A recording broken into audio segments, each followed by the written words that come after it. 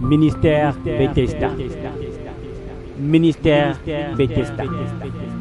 Ministère Bethesda. Mais la Bible déclare dans le livre de Job au chapitre 19, verset 26, « Quand ma peau sera détruite, il se lèvera. Il mit pour qui? Pour ton Dieu. Quand je n'aurai plus de chair, je verrai Dieu. Quand tu te dépouilleras de ce corps qui te sert de véhicule dans ce monde, il te dit que tu verras Dieu. Bien-aimé, le temps viendra où tu te sépareras de tout ce qui te lie de cette terre, tout ce qui te lie à ce monde. Le temps viendra où tu abandonneras ce qui t'a été octroyé afin de mener ta mission, de passer ton pèlerinage dans ce monde. Et la Bible dit qu'à ce moment-là, tu te dépouilleras de ton véhicule terrestre et tu seras en face de ton Créateur. La Bible dit, quand je n'aurai plus de chair, je verrai Dieu. Et au verset 27, il dit, je le verrai et il me sera favorable. Mes yeux le verront et non ceux d'un autre. Mon âme languit d'attente au-dedans de moi. Si tu crois en Dieu, tu dois vivre avec l'espérance de continuer de vivre même lorsque tu quitteras ce monde. Si tu es un chrétien, tu dois vivre en sachant que le Seigneur est allé te préparer une place et qu'il reviendra te chercher, comme il est écrit dans 1 Thessaloniciens chapitre 4. Bien-aimés, Job chapitre 19 verset 28, vous direz alors, pourquoi nous poursuivrons-nous? Car la justice de ma cause sera reconnue. Il y a des gens qui te condamnent et qui te critiquent aujourd'hui. Le jour où tu seras devant Dieu, tu n'auras plus à te cacher, parce que Dieu prendra ta défense. Ton Père qui est dans les cieux prendra ta défense, bien-aimé. Il te rendra ta justice, il te rendra ton intégrité, et toutes les diffamations que tu as connues n'existeront plus parce que tu seras auprès de lui. Il y a des gens qui ne croient pas à ce qui est spirituel. Il y a des gens qui ne croient qu'en ce qui est charnel. Bien-aimé, tu n'as jamais vu le microbe. Si personne n'avait inventé le microscope, tu n'aurais jamais cru que le microbe existe parce qu'il est invisible à l'œil nu. Bien-aimé dans le Seigneur, quelqu'un qui a un téléphone qui n'émet pas, il ne peut pas dire que l'opérateur est en panne. Parce que l'opérateur émet. Il y a d'autres personnes qui sont joignables et qui passent des appels grâce à cet opérateur. Mais cette personne qui a un téléphone, qui a un souci de connexion, elle doit faire réparer son téléphone. L'insensibilité ou l'absence de réseau vient de son téléphone et ne vient pas de l'opérateur. L'invisible existe. Dieu existe. Et si tu ne crois pas, le problème se trouve à ton niveau. Il ne se trouve pas au niveau de Dieu parce qu'il y a des gens qui l'expérimentent. Il est écrit dans Job 19, verset 26, rappelle-toi de cette parole. Quand ma peau sera détruite, il se lèvera, il mit pour Dieu, je le répète. Quand je n'aurai plus de chair, je verrai Dieu. Le jour où tu quitteras ton corps, tu verras Dieu, tu le croiseras, tu le rencontreras. Le jour où tu quitteras ton corps, tu auras la preuve de l'existence de ce Dieu dont on t'a tant parlé. Alors prépare-toi maintenant qu'il est encore possible. Ne sois pas comme le riche qui s'est retrouvé dans l'au-delà avec le pauvre et qui a parlé à Abraham pour que quelqu'un aille avertir ses frères afin qu'ils se répandent de la vie qu'il menait. Bien-aimés, ces illustrations sont des réalités. Ces illustrations sont des choses authentiques. Prends cela en compte. Mets ta maison en ordre aujourd'hui et répands-toi maintenant qu'il est encore temps. Parce que tu peux amasser des biens et le lendemain tu peux mourir. Tu laisseras ces biens à d'autres personnes. Il y a des gens qui ont laissé des empires à des personnes qui ont joui de ces empires plus qu'eux. Et des personnes qui ont même détruit l'œuvre de toute leur vie. Tout ce que tu bâtis aujourd'hui, ça appartiendra à quelqu'un d'autre. Les vêtements que tu portes aujourd'hui, quelqu'un d'autre les portera. Les voitures que tu payes aujourd'hui, quelqu'un d'autre les conduira. Parce qu'un jour, ton heure sonnera. Et Dieu sait quand. Ça peut être demain, ça peut être dans 2 ans, ça peut être dans 5 ans ou plus. Mais Dieu le sait. Bien-aimé, mets ta maison en ordre, mets ton corps en ordre, répands-toi, recherche Dieu. Tout ce que tu fais dans ton monde ne te rassasiera jamais. Tout ce que tu boiras, bien-aimé, tu auras toujours envie de boire. Mais il est écrit dans Jean chapitre 4 que celui qui boit de l'eau que je lui donne n'aura plus jamais soif. Bien-aimé, recherche cette eau de vie qui fera jaillir en toi une source et des sources et des sources de vie jusqu'à la vie éternelle, bien-aimé. C'est pourquoi pitié pour celui qui s'est corrompu pour du matériel périssable. Pitié pour toi qui est en train de te corrompre pour une promotion temporaire. Pitié pour toi qui te livre à la débauche, à l'immoralité sexuelle, afin d'avoir de l'argent pour payer un vêtement, pour payer un téléphone, pour payer une maison, pour payer une voiture. Parce que aucune de ces choses ne t'ouvriront la porte du ciel. Aucune de ces choses ne te garantiront ton éternité. Si tu as un jet privé, ce jet privé ne te conduira jamais au ciel. Il y aura toujours un aéroport où ce jet privé atterrira. Mais il y a un jet privé qui s'appelle la crainte de Dieu, qui t'emmènera jusque dans les lieux célestes et qui te positionnera en face de ton Dieu bien-aimé.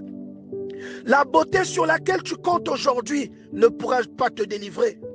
La richesse sur laquelle tu comptes aujourd'hui n'achètera pas la mort lorsqu'elle viendra te chercher. L'argent que tu as aujourd'hui ne délivrera pas tes enfants de l'immoralité sexuelle dans laquelle ils seront plongés. Bien-aimés dans le Seigneur, la Bible déclare dans le livre de Job chapitre 19 verset 29, « Craignez pour vous le glaive. Les châtiments par le glaive sont terribles. Et sachez qu'il y a un jugement. » Tout ce que tu fais, bien-aimé dans le Seigneur, dans ce monde, le Seigneur le note et te le représentera. Tout cela jouera en ta faveur ou cela jouera en ta défaveur, bien-aimé dans le Seigneur. Je vous garantis que vous devez faire attention à tout ce que vous faites dans ce monde. Vivez comme des pèlerins, comme nous l'a appris l'apôtre Pierre. Vivez comme des personnes qui sont de passage dans ce monde et faites tout pour travailler à votre salut. Si vous vous concentrez sur des choses matérielles, concentrez-vous autant, sinon plus, sur des choses spirituelles qui feront que votre âme soit délivrée. Mais si vous vous concentrez sur ce qui est périssable et matériel, sur des plaisirs éphémères, sur la course à la possession, au détriment du salut de votre âme, je vous garantis que le temps des grincements de dents viendra dans votre vie. Il y a beaucoup de gens qui ont construit des buildings. Il y a beaucoup de gens qui sont remplis de possessions. Ce n'est pas mauvais d'être rempli de possessions, bien-aimés dans le Seigneur. Mais ce qui est mauvais, c'est de le faire au détriment de ton salut, au détriment de ta santé spirituelle. C'est que tu te corrompes pour des choses que tu laisseras. C'est ce que Dieu critique. Il y a des gens qui ont eu Dieu dans leur vie et qui ont possédé de grandes choses. La Bible nous parle de Salomon. La Bible nous parle de David. La Bible nous parle d'Abraham. La Bible nous parle de Noé, de Job, des personnes qui étaient considérées et qui avaient quelque chose de plus que les autres. Mais ce sont des personnes qui ne se sont pas salies pour accéder à ces choses. Et ce que Dieu dit aujourd'hui, c'est que quelqu'un qui salit son âme pour avoir une priorité, pour avoir une promotion, pour avoir une éligibilité, c'est une personne qui perd en revanche quelque chose qui aurait pu compter au jour de son jugement, quelque chose que Dieu aurait pu considérer pour l'élever et pour lui réserver une place dans le royaume des cieux, bien-aimé. Et c'est de ça que le Seigneur veut que tu prennes conscience aujourd'hui. Moïse déclare dans le psaume 90 au verset 8, « Tu mets devant toi nos iniquités et à la lumière de ta face nos fautes cachées. » Cette parole vient de qui? Moïse, l'homme de Dieu, un homme qui a fait des grandes choses. Mais il dit quand même à Dieu, il reconnaît que les fautes que lui, il a cachées, Dieu les a prises et les a exposées à la lumière. Et rien de ce que tu fais ne sera caché, bien-aimé. Si un jour tu avais violé une femme, Dieu te le rappellera. Si un jour tu avais commis un adultère, si tu avais commis un vol, si tu avais commis un avortement, Dieu te le rappellera le jour où tu seras devant lui. Si un jour tu as commis un péché pour lequel tu n'as pas demandé pardon, un péché qui te colle toujours à la peau, un péché dont tu ne t'es pas repenti, le jour où tu seras devant lui, il mettra ce péché à la lumière du soleil et il te demandera des comptes, bien-aimé dans le Seigneur. La Bible déclare: tous nos jours disparaissent par ton courroux. Nous voyons nos années s'évanouir comme un sang. Bien-aimé, tu ne vas pas durer dans ce monde. Tu ne vas pas mettre du temps dans ce monde. Tu verras que 60 ans, 65, 70 ans, 80 ans, ça passe très vite. Il n'y a pas longtemps, tu étais un adolescent. Mais aujourd'hui, tu as 40 ans. Je te demande de commencer à préparer ton éternité. Vis comme quelqu'un qui va aller rencontrer le Seigneur bientôt. Vis comme quelqu'un qui se prépare pour l'ultime rencontre. Vis comme quelqu'un qui se prépare pour l'ultime disposition que le Seigneur a préparée pour toi. Une nouvelle forme sur laquelle il se révélera à toi. Une nouvelle forme sous laquelle tu connaîtras ton Dieu. Le Dieu qui a tellement compté pour toi. Un Dieu auquel tu as tellement pensé. Le Dieu que tu as servi. La Bible déclare que sert-il à un homme de gagner le monde entier? Que sert-il à un homme de posséder beaucoup? Que sert-il à un homme de courir au détriment de sa santé spirituelle? De courir et de conquérir, de posséder beaucoup au détriment de sa santé spirituelle, au détriment du salut de son âme. Marc chapitre 8 verset 36. Et que sert-il à un homme de gagner tout le monde s'il perd son âme?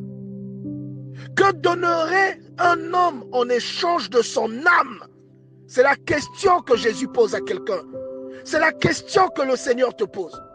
Car quiconque aura honte de moi et de mes paroles au milieu de cette génération adultère et pécheresse, le Fils de l'homme aura aussi honte de lui quand il viendra dans la gloire de son Père avec les saints anges. Il viendra, bien-aimé. Crois-tu cela? Il viendra, le Seigneur en qui tu as mis ta confiance. Ce n'est pas en vain que tu l'as servi. La Bible parle de la volonté parfaite de Dieu. Il dit la volonté de mon Père, c'est que quiconque voit le Fils et croit en lui ait la vie éternelle. Et je le ressusciterai au dernier jour. Si tu as placé ta foi en lui, au dernier jour tu vivras. Il y a un homme qui vivait à Béthanie qui s'appelait Lazare. C'était l'ami de Jésus. Et Lazare, lorsque l'on regarde bien, est le symbole de tous les croyants, ceux qui ont mis leur foi et leur conviction en cet être extraordinaire. Et la Bible déclare que Lazare était mort et il avait cherché à faire venir Jésus pour qu'il ne connût point la mort. Mais finalement, il est mort. Et lorsque Jésus est arrivé, il était déjà dans la tombe. Il y a un problème qui se passe dans ta vie où tu penses qu'il est trop tard parce que tout le monde a vu ta tombe, tout le monde a vu ta mort, tout le monde a vu ton sépulcre, tout le monde a vu le mal qui te ronge et ce n'est plus un secret pour personne. Mais la parole de Dieu déclare que lorsque Jésus est arrivé, il a dit à la sœur de Lazare que Lazare allait revivre. Et la sœur de Lazare pensait qu'il parlait de la fin. Et le Christ lui a dit au verset 25, « Je suis la résurrection et la vie. Celui en qui tu crois, bien-aimé, est la résurrection et la vie. » Et la Bible dit, « Celui qui croit en moi vivra quand même il serait mort. » Vous pouvez aller dans le séjour des morts, mais si vous croyez en lui, vous vivrez et vous reviendrez à la vie. Vous reviendrez à la vie. Est-ce que vous croyez cela? Il est écrit, je suis le pain vivant qui est descendu du ciel. Si quelqu'un mange de ce pain, il vivra éternellement. Le pain, c'est la parole de Dieu. Cette parole entre en vous, elle vous transforme. Et vous expérimentez Jean chapitre 1 verset 11. À tous ceux qui l'ont reçu, il a donné le pouvoir de devenir enfants de Dieu. Et vous serez sélectionnés pour l'enlèvement, bien-aimés dans le Seigneur. Et la Bible dit, celui qui mange ma chair et qui boit mon sang a la vie éternelle. Et la chair, c'est le pain, le sang, c'est le vin. Et vous voyez que Abraham, lorsque Melchisédek est allé devant lui, il lui a apporté du vin et du pain. Bien-aimés, vous ressusciterez au dernier jour. Si jamais ce jour arrive alors que vous êtes mort, sachez-le, vous ressusciterez ce jour-là, bien-aimés dans le Seigneur. La Bible dit, c'est pourquoi quiconque se rendra humble, comme ce petit enfant, sera le plus grand dans le royaume des cieux. Ne soyez pas orgueilleux, bien-aimés dans le Seigneur. Le Seigneur Jésus-Christ déclarait au temps de sa chair, il y a plusieurs demeures dans la maison de mon Père. Si cela n'était pas, je ne vous l'aurais pas dit. Et je vais pour vous préparer une place. Bien-aimé, il y a quelqu'un qui allait te préparer une place. Réjouis-toi parce que ton heure arrive. C'est pourquoi la Bible déclare dans le psaume 90, verset 12, « Enseigne-nous à bien compter nos jours, afin que nous appliquions notre cœur à la sagesse. » Bien-aimé, la Bible dit, « Lorsque je m'en serai allé et que je vous aurai préparé une place, je reviendrai, je vous prendrai avec moi, afin que là où je suis, vous aussi vous soyez. Jean chapitre 14, verset 3. Bien-aimé, ton Dieu, tu seras avec lui, tu vivras avec lui, il sera devant toi, il prendra soin de toi. Prépare-toi et mène ta vie comme quelqu'un qui est de passage, quelqu'un qui attend le dernier coup de sifflet afin d'aller rejoindre le Seigneur. Et regardez maintenant la jonction qui existe entre la révélation de Dieu qui sort par la bouche de deux personnes différentes. La Bible déclare dans 1 Thessaloniciens 4, verset 15, « Voici en effet ce que nous déclarons d'après la parole du Seigneur. Nous les vivants restés pour l'enlèvement du Seigneur, nous ne dévancerons pas ceux qui sont morts. » Sache que si tu meurs aujourd'hui, tu iras dans le séjour des morts et tu seras orienté selon comment tu t'es conduit sur cette terre. Mais ça ne sera pas encore le jugement. Mais un jour viendra. Là, tu trouves ça maintenant dans le verset 16. Un jour viendra. La Bible déclare, car le Seigneur lui-même a un signal donné à la voix d'un archange et au son de la trompette descendra du ciel et les morts en Christ ressusciteront premièrement. Ensuite, nous les vivants qui serons restés, nous serons tous ensemble enlevés avec eux sur les nuées à la rencontre du Seigneur dans les airs, et ainsi nous serons toujours avec le Seigneur. Tu retrouves là la promesse de Jean chapitre 14 verset 2. Dieu t'a fait une promesse, un jour que tu meurs ou que tu sois vivant au moment où ça se produira. Si tu vis en Christ ou si tu étais mort en Christ, le jour viendra où tu iras le rejoindre, bien-aimé. Il y a des gens qui t'ont précédé dans ce monde. Ces gens-là ont eu plus de succès que toi. Il y a eu des gens qui étaient beaucoup plus forts que toi. Il y a eu des gens qui étaient beaucoup plus beaux que toi. Il y a eu des gens qui étaient beaucoup plus intelligents que toi. Il y a eu des gens qui étaient beaucoup plus redoutables que toi. Il y a eu des gens qui avaient beaucoup plus de pouvoir que toi.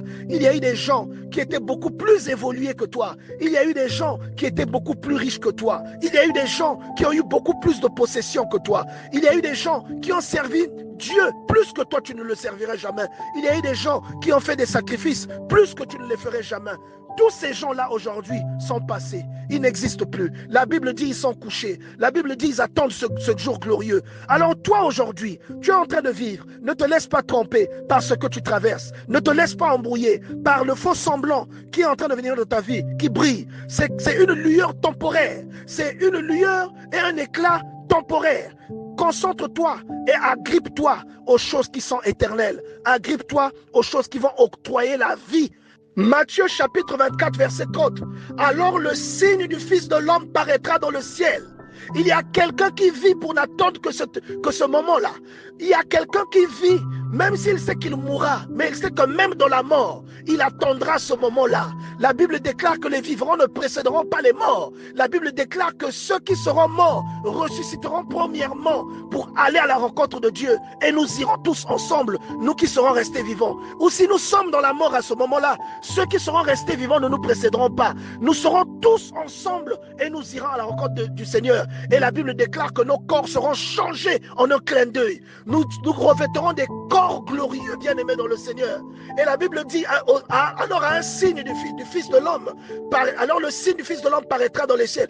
Toutes les tribus de la terre se lamenteront. Elles verront le Fils de l'homme venant sur les nuées du ciel avec la puissance et une grande gloire. Et au verset 31, elle dit, il enverra ses anges avec la trompette retentissante. Ils rassembleront ses élus des quatre vents depuis une extrémité des cieux jusqu'à l'autre. Vous retrouverez là encore 1 Thessaloniciens 4. Vous retrouvez là encore la parole de Jean au chapitre 4 verset 2. Vous voyez que le Seigneur, par plusieurs illustrations, nous a préparés à ce qui nous attend. Voilà pourquoi l'apôtre Pierre déclare, conduisez-vous dans ce monde comme des pèlerins, marchez comme des personnes qui sont de passage, bien-aimés dans le Seigneur.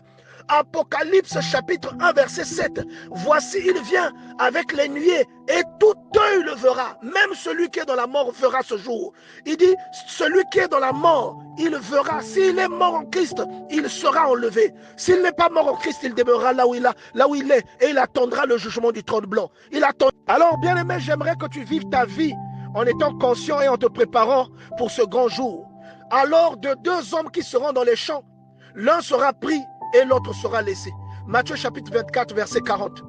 De deux femmes qui moudront à la meule, l'une sera prise et l'autre sera laissée. Verset 41. Vous voyez?